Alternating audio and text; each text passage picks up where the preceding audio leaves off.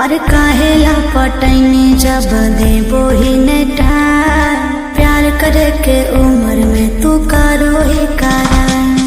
काहेला पटैनी जब देबो ही नेटा प्यार करे के उम्र में तू करो ही करा। कैसे कटबो जिंदगी जब हो ऐसन हल शुरुआत में। अगर रहियो ना अकेले सौ गुंडा रहो साथ में। दिन में खोज ले चलो पुलिसिया मिले रात में।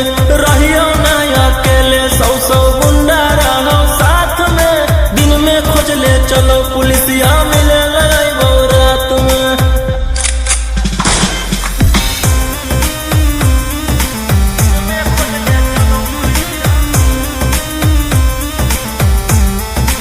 Vicky Vox.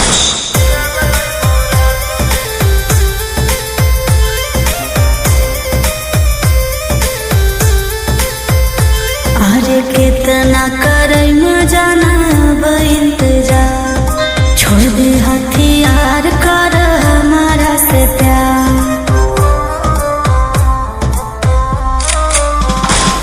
आगे खोल के रखी होगे टके अब मुहवा में गमछा लपेटके।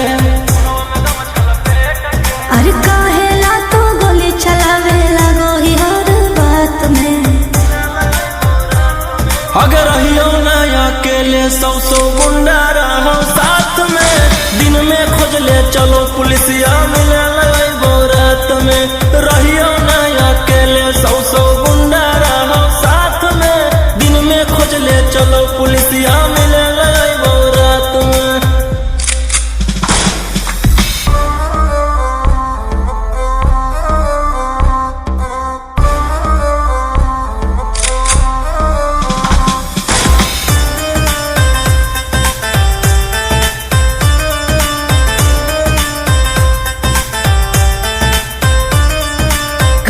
बर्बाद अपन करो ही जवानी। तोरा बिना कैसे रहता पगला तू दीवानी। अगे जब ले जिंदा ही हम गे ली हो नहीं तू टेंशन गे। राजा रोशन रोही आया जो कवनो हालात में। अगर रहियो ना अकेले सौ गुंडा रहो साथ में। दिन में खोज ले चलो पुलिसिया मिले